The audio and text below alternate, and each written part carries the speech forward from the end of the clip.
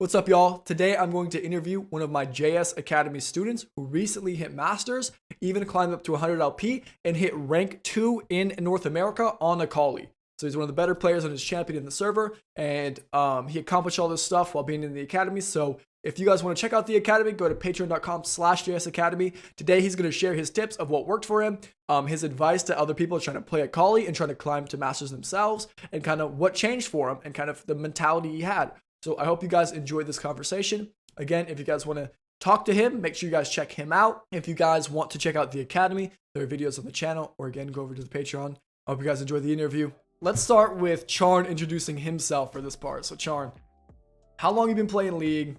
I think you've been around for a long time. I've known you for like a year and a half now or something like that, since boot camp. What was the first boot camp you were in? Yeah, I think boot camp 2. Okay, so yeah, I've known you for like a year and a half then. He's been a old school gamer. What rank were you in boot camp 2? High plat. I think plat 2 is when I joined initially. Okay, so a year and a half ago we were plat 2. Right now, you're sitting at somewhere in Masters, right? Huh. Somewhere in that. Nope. Okay. So yeah, a little bit lower than that. Where'd we peak? Where'd we peak in season 12? Masters 98 LP. Okay, 100 LP Masters, beautiful. And okay, now how long have you been playing? And just take me through like Charn's League experience. When did you start all of that stuff? Yeah, so I started in late season 3. It was like literally as Worlds was happening. My friend got me into it when I was in grade 6. Okay. So yeah, so I was really young when I first started, and as a result, I was bronze for the first 3 seasons, first 3 years. And I never even started really taking the game seriously until 2 years ago, maybe I'd say. It was kind of right around the time I joined boot camp, actually, was when I started to take the game seriously. So just kind of playing casually, and as you started, you just kind of chilled around. Where was like your average rank before boot camp? So you started in bronze, you're just chilling, you're having fun. You got up to platinum. Were you somewhere in the middle that whole time, or? Yeah, I was high gold for like 2 seasons. So I spent most of my time in high gold, and then I got into plat, and I just chilled there for a while until I kind of got the urge to want to do more and want to see how high I can go. And then that's when I wanted to take the next step and kind of pursue coaching and pursue some so you're just chilling, and this happened around a year and a half ago, around boot camp 2? Yeah. Okay, so around a year and a half ago, you just woke up someday and you were like, time to be good, or how does that shift work? No, yeah, pretty much exactly. I was actually in like this casual Seal. You know, we played Seal. So it was like this casual esports league for those of you that don't know. It's like this really, really amateur league. The players are around like silver, gold, kind of like that range. And I remember hitting plat, and everyone was like, holy, like he's plat. Like it was kind of like a crazy thing that I was at that point one of the highest people in my division, which is like really weird to say now. But at the time it was a really big achievement for me. And I was just kind of content with being there, and I wasn't actually able to rank up higher than that, because once you got into diamond, you were no longer allowed to play. So forcefully, I had to plateau. Like I had to stop playing on like playing to improve and playing to rank up. So that's when I got into like my era of literally playing like random champion every single game, and I was pretty much like this before, but yeah, I was just super for fun, and then I got away from that, and then I think that's something like a lot of current high elo players can relate to, where you kind of just get to the top of your friend group or the top of your whatever you're playing in, and when you're at the top of your environment, there's no reason to climb higher, right? You're just chilling. You're better than everybody already. You just, I was the same way. When I was gold, I was that way. I was like gold through elementary and middle school, and all my friends, they're like bronze, right? So I'm just like, I'm so much better than everybody. It's not even close. And it's hilarious looking back, because it's like, well, yeah, gold, you don't actually know anything. But where did the reason come from to actually like change that plateau? Right? Like, was it a rule change? Dude, honestly, I don't even know. It kind of happened naturally. I was playing and I was talking with my friends, and I knew I kind of wanted to start getting away from that amateur league, because I knew that it was a little bit kind of getting boring for me. I kind of wanted to progress in terms of the people I was hanging around, like in terms of the environment, and that environment was like really casual, like really for fun, and I'm a super competitive person. I've played sports all my life. Um, I like that a so lot. I was just, yeah, so I think it comes from my competitive drive. I really did just want to see how high I could go, and I don't know what I tried a collie one game, and then instantly like something clicked, and I was like, okay, I can actually do something here. Okay. And so I think that's when the switch kind of flipped, was when I found my champion. And I was like, okay, like I'm ready to go now. Okay. So you guys who don't know Chard, he is like one of the better Akali players on the server in NA. I think you were like rank 2. Two. Yeah, rank 2 on League of Graph. So he's super clean with his Akali now, and that's what he picked with and everything. You didn't play that prior? You didn't even know you liked that champion? Nah, I What'd never. you play? Gnar. Okay. Dude, I was Were everything. you a top Gnar, laner? dude, I played top lane for a bit. I was like Gnar, Lee Sin, Vayne, Kaisa. Okay. Yeah, like I was I all like over that a the map, lot. man. That's Yeah, I was all that's over the map. funny. Yeah, I kind of had the same thing where I would swap between top and bottom, but I was a top laner mostly. Yeah. Um, Interesting. So you pick up a collie, and that was like 2 years ago, season 10, Yeah, must have been. Yeah. and you just pick up a collie, and you're like, okay. So you're around plat, you pick up a collie, you think it feels good. Now, how quickly? What does that journey look like from starting to get competitive from high plat up to now masters? Yeah. When I originally picked up a collie, it was more of a like an identity connection. Like I really enjoyed how Akali plays the game, and I really enjoyed what her kit can allow her to do inside of a game. She pretty much can play any style of League of Legends. Like she's a bruiser build, like she's a one-shot build, like movement build. Like she literally can do everything in the game depending on how you want to use her, which is like super super awesome in a champion. And so initially I did struggle. Like I did struggle because like people might think she's easy, but she does take a little bit. She does take a little bit to learn. So I spent a good Who amount of calls a time in collie practice easy? tool. Hold up. Yeah, I'm not sure. I've People, never heard people that. say she's like easy. Nah, people do say she's really easy and broken, and like, and she is really broken when you get to a certain point on her that allows her to be that broken champ. Um, but yeah, it actually did take a lot of time in practice tool. Like we talk about it when we talk to people in the lower ranks, but you got to learn your champion. Like you've got to go into practice tool. You got to try out your combos if your champion does have mechanical combos. You got to learn the last hitting animations. You got to maximize how you interact with each ability, like how you can cut off certain animations and make it quicker and stuff like that. And so yeah, it took a lot of learning, and I saw pretty quick growth. I went from P2 to D3 in about 2 weeks. Like once I started getting going, I think I picked up a colleague like low plat. So I started really getting going, and I hit P2, and then it was pretty much smooth sailing from there.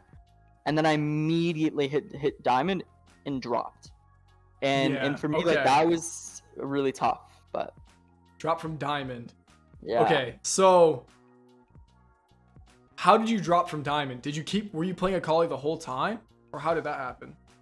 Yeah, I was. But I noticed a skill difference. I could feel my play, like the things I was getting away with in high plat wasn't really the working for me at this point in time. And I don't, now I look back on it and I'm like, okay, the difference between P1 and D4 isn't that much. And so maybe it was coming from more of a mental aspect. Hmm. But for me, it felt like I was playing more timid. I wasn't really the confidence, even though I was coming off a big win streak, coming off the first time hitting diamond in my life, it wasn't there. Because I was worried that I was gonna underperform and lose the rank that I spent 9 years Yeah. up to that point getting, you know? That's super relatable. I think most people drop out of diamond when they get it. And I know everybody I've ever known to hit Masters drops it a bunch, right? And to be a solid Masters player who never drops it, you have to be a really good player, right? So that's a pretty common experience, and knowing what that can be rooted in is huge. You know, I used to talk about when I was in Curtis's academy and I was Diamond 4 trying to hit Masters. I would always say, like, I don't really need somebody to tell me how the game works. I know, I just need somebody to, like, fix my brain and fix my emotions. You know, I mean, I need a therapist more than I need a coach. So how did you learn to, I guess, what is the biggest change you made that turned you into a solid Diamond Plus player? And then how did you learn to do that? Right. I think understanding that everybody on your team will view the game differently, and everybody on your team will want you to do something else. And you, in one of your lessons, you said something about compensation. And so it was during one of my VODs, I was playing Victor. And I did this weird roam bot. I remember it so vividly. And then you went up for 20 minutes, talked about compensation and why that play, it doesn't fit with what you want to get out of this game on Victor. And so that helped me understand that ultimately when you're trying to win a game of League of Legends, you have to play, number one, for yourself and how your champion is supposed to play the game and the champion's identity. I love that a lot. Yeah. And that's so hard to deal with. That was a big mental shift. Yeah. As you climb, you also kind of, there's these like, you have these narratives as a platinum player or as somebody who's been stuck for a while. As you start getting diamond teammates, or now as you start getting masters teammates and grandmaster teammates, there's these narratives that these guys are like so much better and they know so much more about the game. They have so much more experience. And they may, but listening is still not good, right? You know, and I know I'm dealing especially with the same thing as I'm starting to see more and more grandmaster players, more and more challenger players, just these names that I've seen all over. And I'm like, oh, these guys know so much. But yeah, it's the exact same thing. If you don't stay true to your own learning objectives, you're not getting any value. And then not only do you play worse, but then you also don't learn anything. How did you beat that? Literally, you said that. And I remember I went back after you said that, and I watched three of my last VODs that I had in my replay folder, and I looked at every single one of them, and every single one of them I noticed like 2 or 3 plays in the first 15 minutes. And I'll quickly step away from the point I'll make to add some context. I believe full-heartedly in playing for jungle. Like I always try my best to play for my jungler, and I always try to make sure that my jungler has the best experience, because usually the jungle in the mid lane can run the game for the most part. Now sometimes it's up to the jungler to what lane they want to play for, but I'll always try to prioritize or help out as much as I can. So I'll go back to my point now, is I noticed two or three times in the first 15 minutes when I was going out of my way to help my jungler, and it was hurting my lane more than just one wave. The way that I would kind of think about one of my plays before was like, okay, I'll do this and I'll miss a wave. But no, you screw up so much more than one wave on a bad roam or a bad time to ward. You screw up your tempo. You screw up 4, 5, 6 waves from now. If you're playing a good player who can handle their waves, I mean, you're screwed.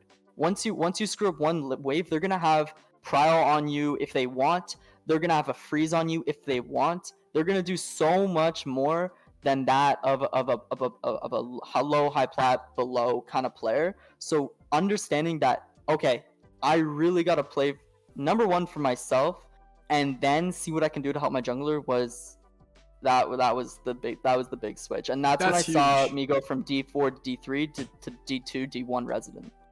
That's awesome. Sure. Yeah, I like that a lot too, because people don't often realize how impactful their actions are, right? They'll play for their jungle, or they'll make a play and they're like, in this small little area, we gained or lost this much. But you don't talk about, you know, how that impacts everybody else around you and how that proximity and how your tempo messes up. So now it's just, yeah, your actions impact so much. I love that. Okay. So that was kind of how you went from kind of pretty good in our friend group, pretty good in our environment, up to the top 1%. How did we go from the top 1% to the top 0.1%? How did we go from diamond to masters? Man, honestly, I wish it was like one lesson that I learned, or one thing that I can point to and say. But more so, I think it was just a collection of all of them. Um, it didn't feel like in the moment when I was hitting Masters for the first time that I was this drastically better player. But I noticed at the end of my sessions when I would go back and review the games that I could and had the energy to, I would notice myself playing cleaner, and I think, oh, you know what? No, now I know why mentally. I started streaming my games, and this is Really? like crazy. This is gonna sound Really? crazy. This is gonna sound crazy, but I started streaming my games, and it made me play better because I was thinking about somebody watching me, That is and me wanting crazy. to be an example for the person watching me. I talk And to a it's like, lot of streamers and yeah, they talk about how streaming like makes they play way worse on stream, right? So that's crazy. JB, I want to get JB on this thing next. And he streams, he averages 40, 50 viewers, whatever. And yeah, he's so focused on chat, he's so focused on like not paying attention that he really struggles to internalize learning objectives, right? And I have the same thing. When I stream, oftentimes I notice games just slip away. Like it'll be 30 minutes into a game and I won't remember how I got here because I've just yeah. been, talking to chat and whatnot. So that's really interesting. Do you play with chat on or how do you handle that? Well, I think I have the luxury of being unknown, like I have nobody in chat, right? So, But it's yeah, still an issue because even when I had nobody in chat and I was climbing through gold and plat and whatnot, every time a message popped up, it could be my own Nightbot giving me a notification I have set off to go every 10 minutes. I would still glance over and miss something. You know what I mean? yeah. I mean, I would do a quick glance when I was in the middle of like an auto attack animation or something like that. Okay. But for the most part, like I would glance and I And wouldn't you're see just anything. So good at timing it. so Okay. so Charlie's I just I, built I diff. would That's how I, that's I, we're I taking wouldn't out of really. this. Yeah, it wouldn't really take away from anything I was doing. But moreover, I took my streams, even with nobody watching me, I took them as almost like a coaching session. Like Yeah. I was like talking myself through the game and wanting to use myself as like an example for people watching me and be like, he's a high elo player. I love Okay, that. that's one of the best Akali players in North America. And so explaining like what I was doing and why I was doing it helped me actually play the game better, That's and huge. actively think about the things that I know and the things that I can apply to the game right now. Yeah, that's awesome. I agree. I've actually had a couple times where I've messaged somebody. I'm like, hey, I want to do a VOD review with you. I'm going to bring you a VOD tomorrow at noon, whatever it is at work. They're like, yeah. So I'll try to get in some games and I'll just win them all. Or I'll just fix all the things I want to look at. And I'm like, oh, well, yeah. So I think it's a huge mental shift. And maybe that's even something chat or people listening, this is something you can take away. Try that out. See if that works. Maybe record your games with the goal of showing them to a friend or a coach or Yeah, stream them like Charn did.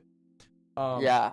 and I see was how that literally gonna goes. say, I was literally gonna say, try and maybe you don't even have to record your games as much. Just think about somebody watching you and actively think about, if you were live to 1,000 people, like how would you want to play the game and be an example for those people. Because I know like mentally, like cognitively, like that was something that really really helped me actually. That's really awesome. That's a super cool kind of technique, and it's a big mental shift. So I like that a lot. Um, and that's really motivating to hear, right? And to see when you see a really good player who has that kind of mastered a champion, and you see them really expressing what the champion can do, and they're expressing themselves through the champion. That's really awesome stuff. So I love that a lot. And seeing people kind of climb like this is amazing. So something that I actually wanted to bring up was the new account you made that you brought to Masters, because this is something that I always tell people not to do. So I want to hear about what you took out of it, what you think about kind of making new accounts and MMR and whatnot. And this is something people will love to hear. And then we'll talk about what we agree on. Because there's Right. stuff we agree on, but that's something that like I would never recommend. And now people are always like, but wait, Charn hit Masters after he hit a new account. So explain that, JS. So let's talk about it. Yeah, I mean, it's a stupid example because that account that I made was never supposed to be a good account. I literally, so I Oh have a bunch of no. accounts. You're just Like giving I me have a fuel here. No, it's like it was stupid. It was like I I am such a firm believer of playing on main account. I hit diamond for the first time not on my new account, on my original account that I had 2K games on in platinum and gold. Like like it cannot be overstated that creating a new account just so you can see higher LP gains for the first 100 games, it doesn't do anything. Like it doesn't matter because if you're a good player, or sorry, not a good player, but a player that deserves to be at the rank you want to be at, you will obtain it. Okay. Regardless of the account you are on, and gaining 14 LP every game on a win, it sucks, dude. Like it sucks, but it's so necessary for building mental and building skill in that elo. By creating a new account, all you do is set yourself back because you go back in silver, you go back in gold, like you go back to these ranks that you already got out of, and you play with those players again, and it doesn't improve you at all. Yeah, and we actually agree on that. That part that starting a new account, I think every good player will tell you horror stories of MMR, especially if you're doing stuff like dropping out a diamond. I dropped out a diamond like 5 times when I was a diamond player. And every single time when you drop out, you gain like 12. You have to go on like an 8-game win streak to get it back. Like it's really gross. Yeah. But it's all fixable because if you're a diamond player, you won't lose in platinum that much, right? Especially if you're allowing yourself to express that. So, okay, creating new accounts to fix MMR or to cheese rank is not good. Why did it work for you? Like, why is your case different? Well, it worked for me because quickly I turned the account into an all-Akali account. And previously on my main accounts, I was playing a lot of Akali, but I was also in my era of doing amateur play and stuff like that. So I was also practicing Syndra, I was practicing Orianna, I was practicing Galio, I was learning Lissandra, I was learning these champions that are useful in a 5-on-5 team play environment. And I didn't want to do that anymore. So I created a new account just for Akali, and I just wanted to see, okay, I'm just gonna play Akali, and we're just gonna see what happens with it. And I had a 70% win rate after like the first 50 games. So it instantly became, it went from being, okay, I'm using this as a burner account just to play my favorite champion, and it instantly became an account that I can go past my current rank on my I main. love that actually. If you can make like a new account and that's that account is your tryhard account, I'm all for that. I've actually done that a couple times where I've had an account just be my like offline tryhard account. I'm only playing games off stream. I'm only playing high intensity. I'm only playing my main champions. And I think that's all good. So if you guys need to have, and I say this all the time, I think doing all these things, trying new champions, these are things that do hurt your MMR and do kind of slow you down. So if you have a second account to keep all that mess on and you have a tryhard account, I'm actually all for that. So yeah, I love this answer. This clears some things up. I'm going to point people to this part in this video because holy, the meme about Charn getting a new account and hitting masters is ridiculous. It's out of hand. No, it took a lot of work, and yes, it was my full tryhard account. I wanted to play my main champ, and I just wanted to see how high I could climb on it. So we talked about Akali. We talked about kind of your league career, a lot of the big mental shifts we had. As we're starting to wrap up, do you have any major things that you would recommend to somebody who's trying to get, somebody who, imagine yourself at your plat level and they're like, okay, you know what? I'm done playing with these baddies. I want to get good. Somebody who's just starting and they're trying to find their champion. They're trying to do all these things. What do you have to say to that person or to yourself at that point to help that transition into having a good improvement mindset? That's a really, really difficult question. It's hard, but if you had to talk to yourself, that might be an easier framing. Yeah, if I had to talk to myself before I had found my champion, I would first say that like fix mental. Like first is just like fix mental. You're going to lose That's games. Huge. It's okay. It's huge. Everyone loses games. Like, dude, my mental still sucks, but it's because I'm so like I care so much for my rank right now, and so seeing it dwindle away is like a little bit tough, but it's okay. Everybody loses games, but yeah, and be okay to test limits. Like, and that's how I learned I love the Kali, because I literally play my champions 150% of their capabilities. And not all the time, not all the time, but especially when I'm learning a new champion, I need to see what that champion's capable of. And that's how I found Akali. I didn't play Akali to just farm out a tower, kind of like in my tier 1. Like Yeah. This is something that I've noticed as I played against you, and as even we did 1v1s yesterday. You play in very extremely confident ways. Incredibly confident. You have some very incredibly confident mechanics. Some very incredibly confident when you have an idea in your head, you're going to commit to it. And that's super valuable, because if you can really commit to the hypotheses or the ideas you have about the game will tell you if you're right or wrong, right? Like either you're going to get a kill or you're going to feel some pain there. And then it's easy to learn. So I like that a lot. And I actually think you as a player, I think that's what gives you such strong mechanics, and why, you know, I think you're a lot more mechanically sound than I am. And I think that's something that I'm really trying to get good at as well, is really commit to ideas like this. If you play aggressively and you play confidently in an idea you have, the game will tell you if you're right or wrong, right? If you get punished for it and you die, you can say, okay, I missed that because of this. Let's have another idea and let's fully commit to it. So I love that a lot. It's funny. I wish I had my first Akali game recorded or something, because it was like only 2 years ago. But it's funny because I say this and I try all my champions to 150%, and Akali was the one champion that caught me. Like I was falling and she caught me, and it was like, okay, I could do all this and then I can do all this to escape. Like I can do all this to remedy what I just did.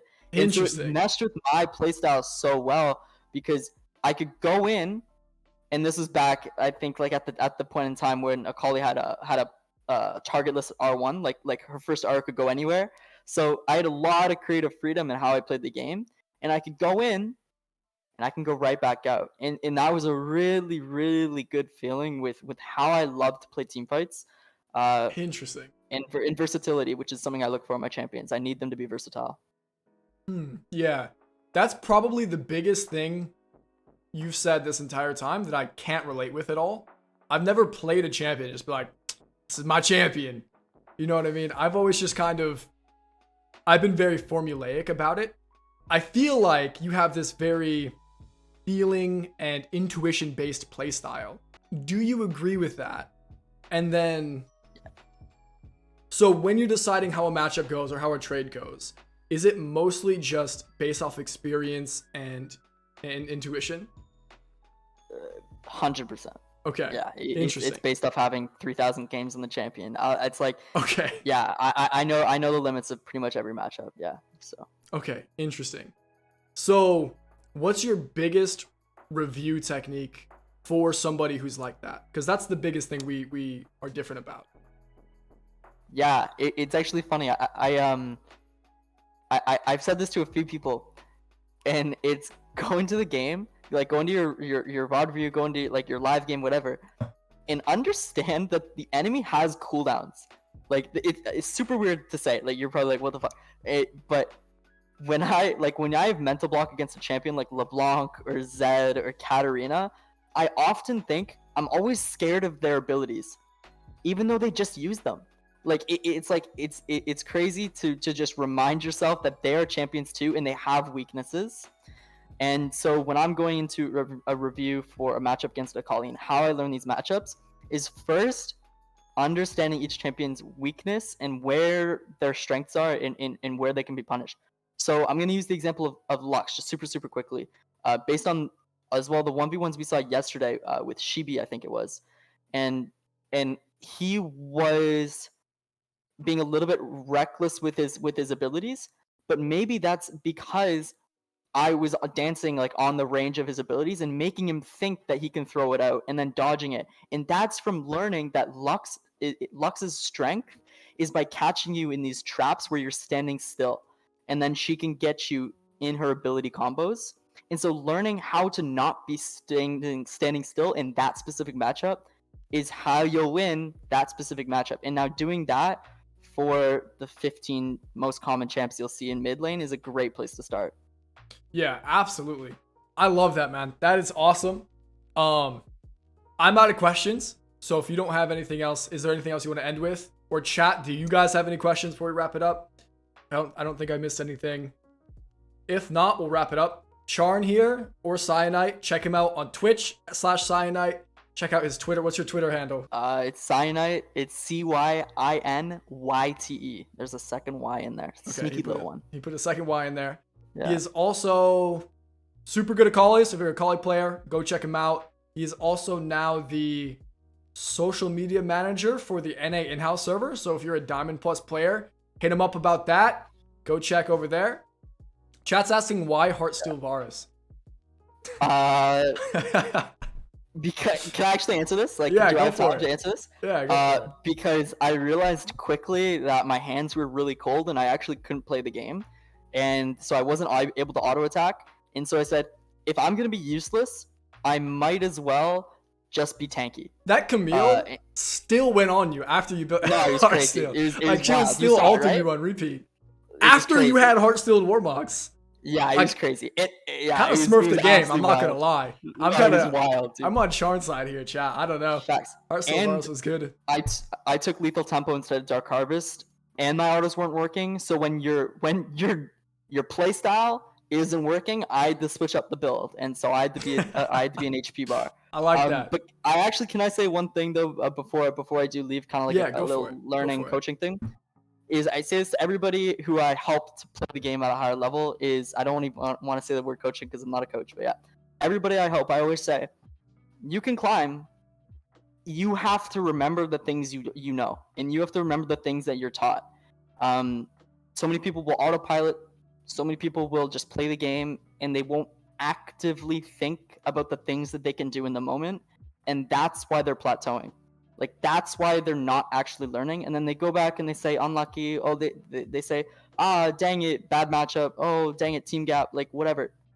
Actively think about the things you want to improve on, and the things that JS Method has taught you, YouTube's taught you, like whatever.